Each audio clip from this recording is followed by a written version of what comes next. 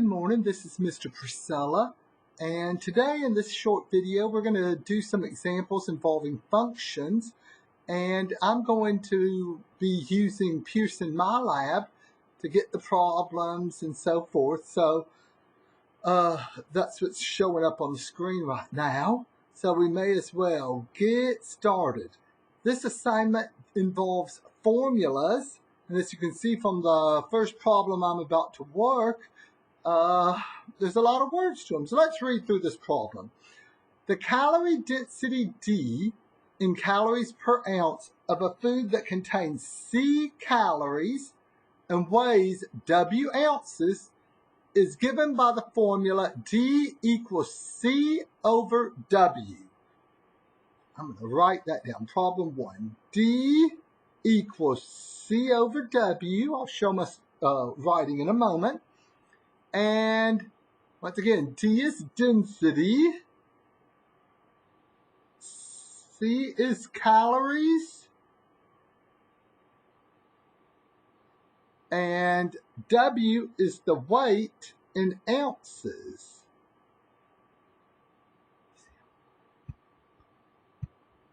See, I'm writing the problem down, and I guess, you know what, I'm not sure that you need to see me anymore. There. So let me go ahead and X this out. Okay, so I've read the problem, and I'm writing down the formula.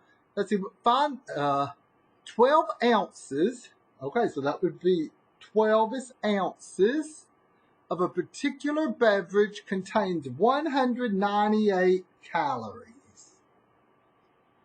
Find the calorie density. So we're trying to find the density. Okay, we're told that the weight is 12 ounces. The number of calories is 198. We're trying to find the density, so we just plug in D equals, in place of C, we'll put 198. In place of the weight, W, we'll put 12. Now, let's see. What's 198 over 12? Can we reduce that? Does 12 divide evenly? Well, if you punch it into your calculator, you're going to get 16 with the remainder of 6. So we'll write 16.5. I should have looked to see how do they want us to write our answer. But I think probably it's decimal. Let me see. What does it say? The calorie density of the beverage is, I type in, notice when you click in the box, it shows you little tools, none of which you need right now on this one, 16.5. It says type a integer or a decimal, and you don't really get to choose. If the answer had just been an integer, a whole number, you would have typed that. But since the answer turned out to be a decimal, we have to type that. So check it and move on to the next question. Okay, so on this one, we have, I'm writing it down, solve D equals NZ X for X. Now, what does that mean? Solve D equals NZX for X. It means isolate that X. We want that X by itself. So we want X equals. So here's problem number 2. So how would we solve this for X? What will we do to get X by itself? Well, you may recall we were solving equations in the previous assignment. So we're going to do the opposite operation. We're going to try to get this X by itself. The operation here, that NZX, that's times. So what undoes? Oh, pardon me, I'm having bad allergies this morning. I took some Benadryl, but so far all it's done is made me sleepy, so hopefully it'll kick in soon. To get the x by itself, you would divide the opposite of multiplication. So divide both sides by nz. And then a number over itself, anything over itself is just a 1. Have we done it? Have we solved it for x? Does that mean x is by itself? Well, yes. So we have x equals d over nz, or d over nz equals x. I wanted to show how to type this stuff in. This is the first time you've typed in fractions like this. So that's why I'm using this MyLab demo here. You click in the box, and at that point you get the little tools. So I'll click here, and up on the top I'm going to write D, and then click in the bottom box. And what am I going to put there? An NZ. Okay.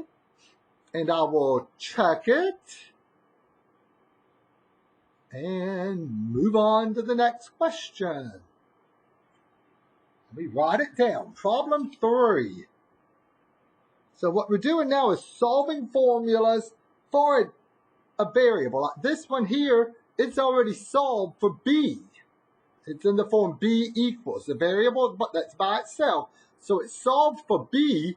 We want to solve it for A. So let me write down this problem.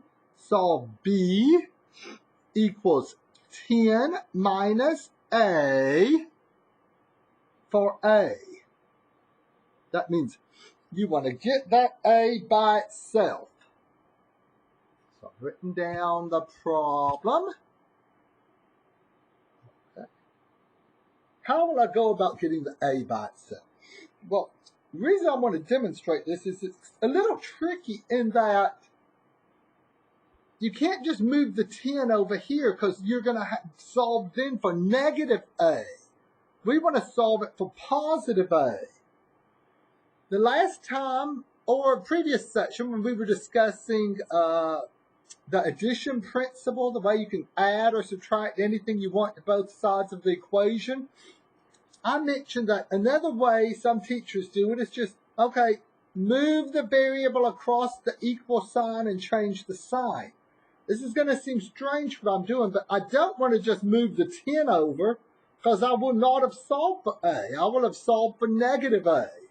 So what I'm going to do is, here's little arrows, and then I'll explain what those arrows mean.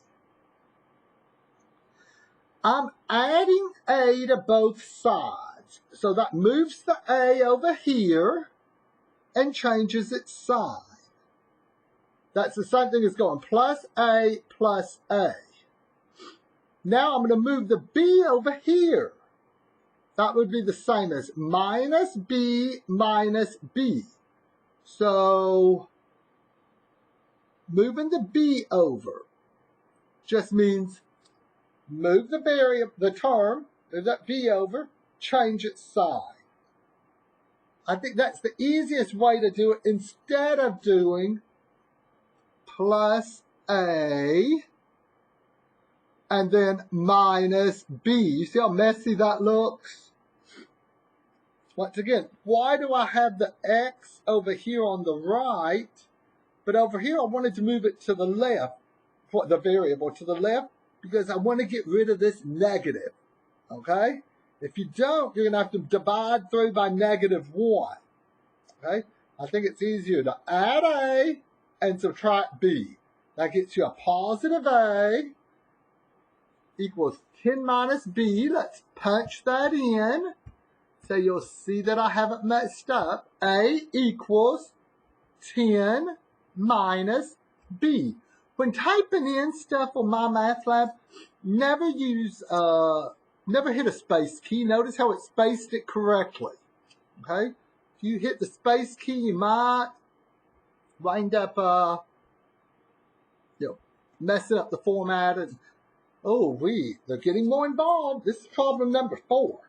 Let me write it down. Do I have a green pen? All my colored markers are slowly dying. Number 4. Solve for M. Oh, that S, that's an S. It looks like a 5 if you just glance at it, but it's an S. S equals 5M plus 5B. Oh, just my luck that there's a S and a 5, 2 5s in the same problem. Let me see. So I'm solving this for M. Well, that means I want to get this M by itself. Well, in order to get the M by itself, to get rid of this first 5, I'm going to have to, what undoes multiplication? Division. So I'm going to have to divide by 5 to get rid of this 5. But to get rid of all of this, that's plus, add 5b. The opposite of adding would be subtracting. And so you start with addition and subtraction. So subtract 5b from both sides. Or if you just want to do the arrows work when you're adding and subtracting. You could do this. And that would mean move this 5b over and change the sign. So we have S minus 5v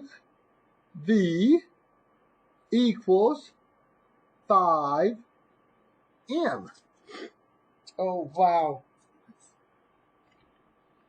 I hope y'all can tell my S's from my 5s. Right here, this is an S. So to make matters worse, I'm going to make it blurry. Okay? Now, I need to, pardon. These allergies. I'm having seasonal allergies or something today. Wow. So that's a S, 5, 5. Now, trying to get the M by itself, the operation that undoes multiplying by 5 is dividing by 5. But look at this. I'm going to go straight through and divide every term by 5. So now it's really going to look messy. Again, this is S, and that's 5. We have S over 5 minus, now here, 5 over 5, that's just a 1. So we can cancel those and just say minus B equals 5 over 5 is 1, M.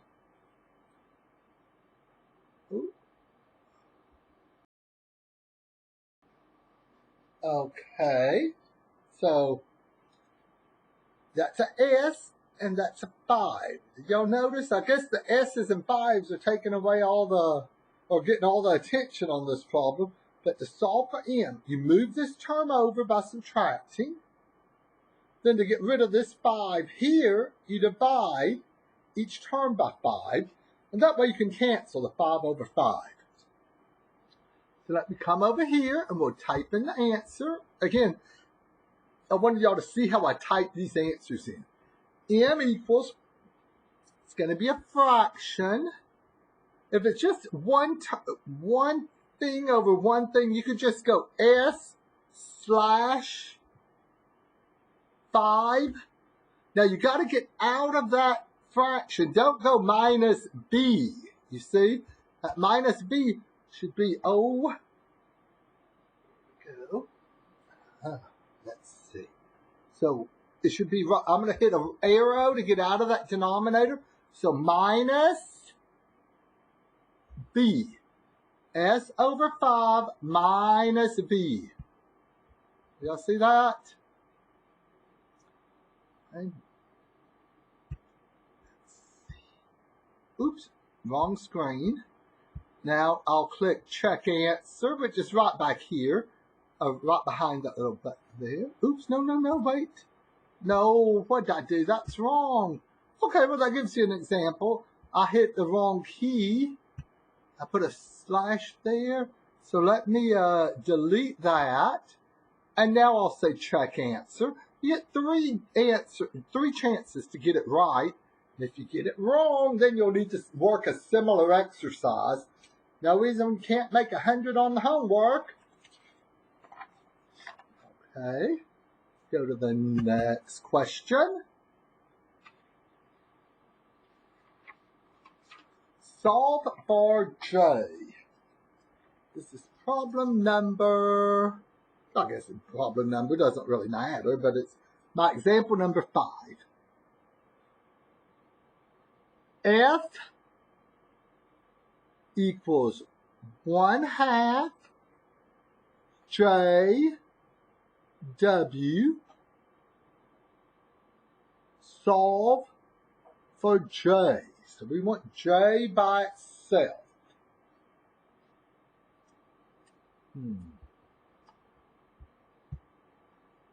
Pull this down. Yeah, there it is.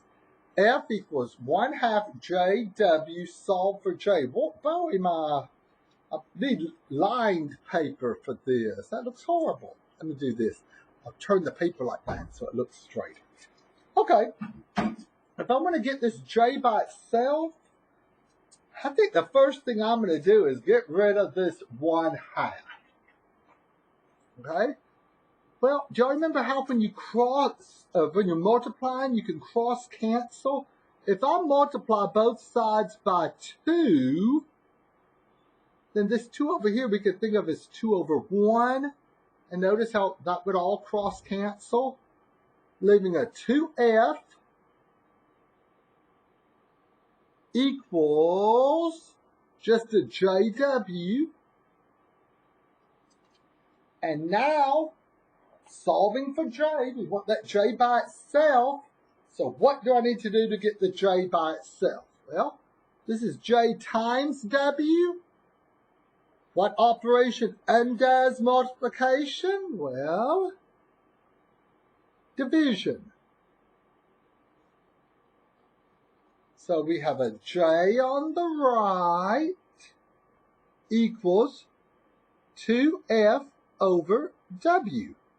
That 2F over W is what I'm going to have to type in.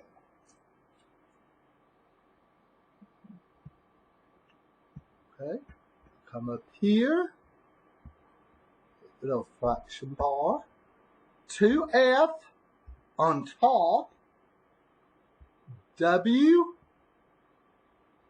on the bottom.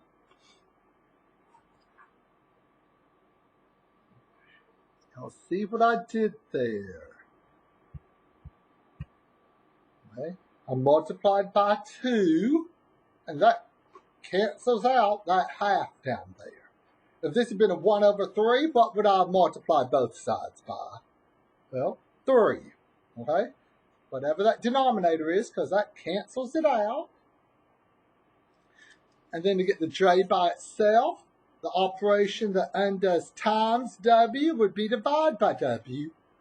Doing the opposite operation to both sides of the equation. Go on to the next question. And again, if at any time you decide, oh no, I want to rework it, you can always close out that box and then click similar question. Okay? Since I got it right. That's definitely what you should do if you get it wrong. Okay? So here's the next example, example 6.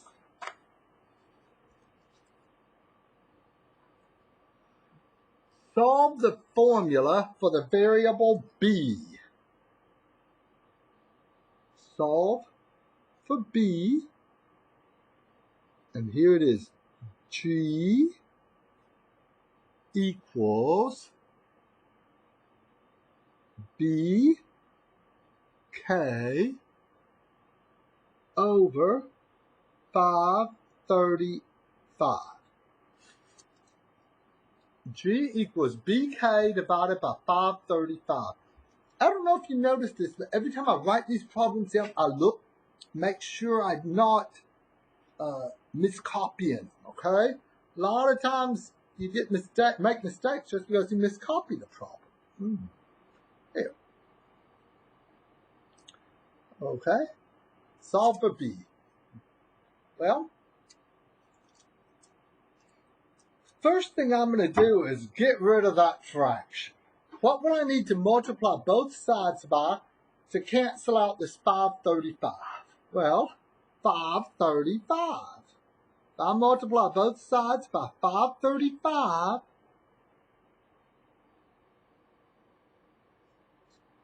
I no longer have a fraction. Let me write it down and just, okay, 535G equals BK.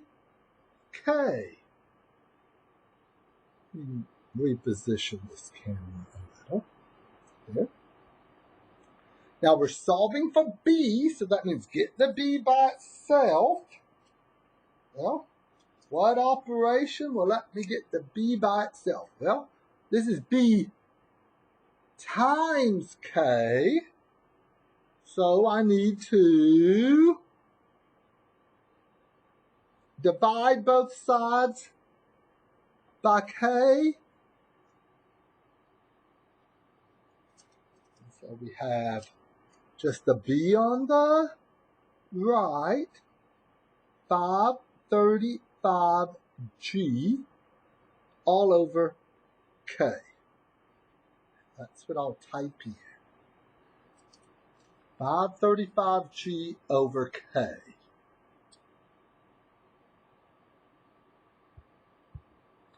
Another fraction. Got to click up here to get the little tools. Sometimes students tell me it doesn't show me the little tools. You got to click in that little square first. 535, capital G. Notice I'm not hitting any spaces. All over capital K. Okay. Now, just to make sure, I'm through with that problem, okay? But I'm going to change it. Suppose we had had this problem. Suppose this had been the problem. G equals, I know y'all can't see that yet. Let me show you. I've changed the problem. We're through with that number 6, okay? But if this had been the problem, could y'all talk me through what I would do differently? How would it look different having a plus right here instead of, what's the symbol right here? If there's no symbol, multiplication. Well, if this had been the problem, you would multiply by 535 to cancel out that 535. So we still have on the left 535G, and on the right we have B plus K. But now, what are we going to do to get solve for B? If we wanted the B by itself here, what am I going to do? Am I going to divide like I did over here? Hopefully you're saying, no, no, no, you are going to subtract. The opposite of adding K would be subtracting K. So here's what the answer would be. It would be 535G and then a minus K. So what I'm hoping here is that you see the difference, how I'm deciding which operation to do. I'm not just randomly deciding, okay, here I'm going to divide, over here I'm going to subtract. You're looking at the symbol, and you're doing the opposite operation. That's why we divided by K here, but if this had been the problem, we would have had to subtract. Okay?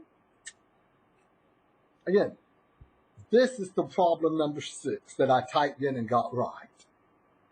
Let's go on to number 7. If you're working with Pearson MyLab and you're wondering how many problems are there here, right up here you can click and it'll show you. I'm doing 9 examples today. Okay, this is just a little example assignment that I have here. Okay, so problem number 7. Let me write it down. Number 7. It says solve for y, and we have 3x plus 7y equals 21. Here, this one's not solved for x and it's not solved for y, isn't it? Okay? But we want to write it so it's solved for y. So I've written down the problem. And now let's go through. How do we get the y by itself? I'll do the opposite operation, beginning with addition and subtraction. Like to get rid of the 7, we would have to divide. This 3x, what will I do? I'll have to subtract 3x from both sides, or using that little arrow notation. You see a teacher doing this, that means move the 3x across the equal sign and change its sign. So we have 7y, notice the 3x is gone, equals 21 minus 3x. Be very, very careful. Do not subtract the 21 and the 3 because they're not like terms. Oops. And now, divide both sides by 7. I'm going straight through, putting each term over 7. And look what we have. Y, notice the 7 over 7, equals, hey, 21 over 7, 7 divide evenly into 21. Well, sure, that'd be a 3. Then that minus. Now, 3 over 7, we can't really cancel that. So we have 3x over 7. If you wanted to write it as 3 over 7 with the x out beside it, that's another fine way to write it. Don't take it either way. When I type it in here, I'm writing 3 minus 3. Oh, wait, no. It's a fraction. So that means click the fraction key. 3x and 7. Okay. Oh, here's number 8. Let me write that down.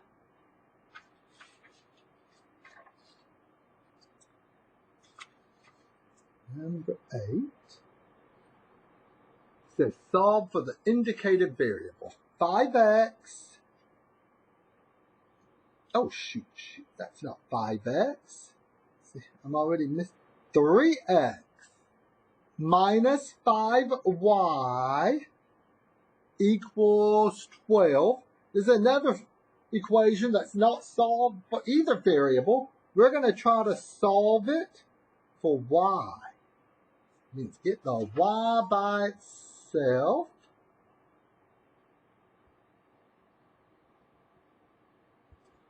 Here's problem number 8. Solve for y.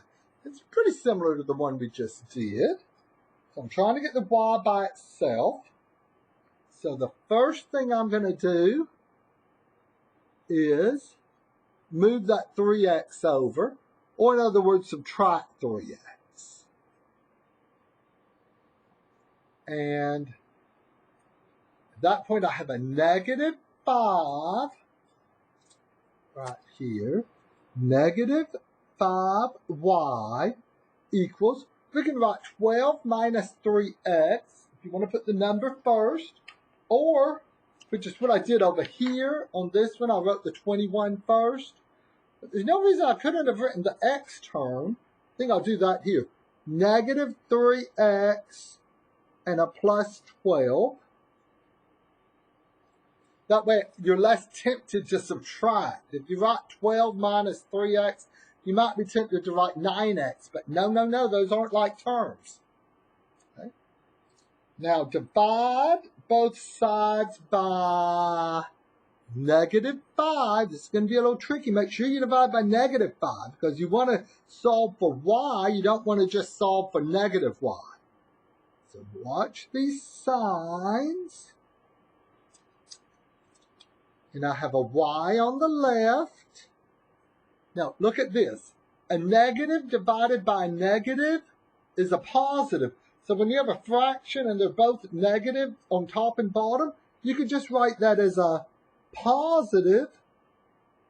And you can put the x either up here, or I mentioned earlier, you can put it out to the side if you would rather have this written like that. And instead of this plus and a negative, if we think of it as positive 12 divided by negative 5, positive divided by negative is negative, so I would just write it like this. Just a minus 12 over 5. It's always good to write this stuff with as few negative signs as possible. That's why you would not want to leave a negative over a negative. It would sure look better like this. And you don't want to leave it with a plus and a negative there. It looks better with just one symbol there, a minus. So, again, when you're typing in, if you want to put the X up on top, like I did on the previous problem, there's certainly no reason you can't do that. Right there, notice how I put the X up on top. I could have written it out beside the fraction 3 over 7, and that's what I'm trying to show here. I'm going to go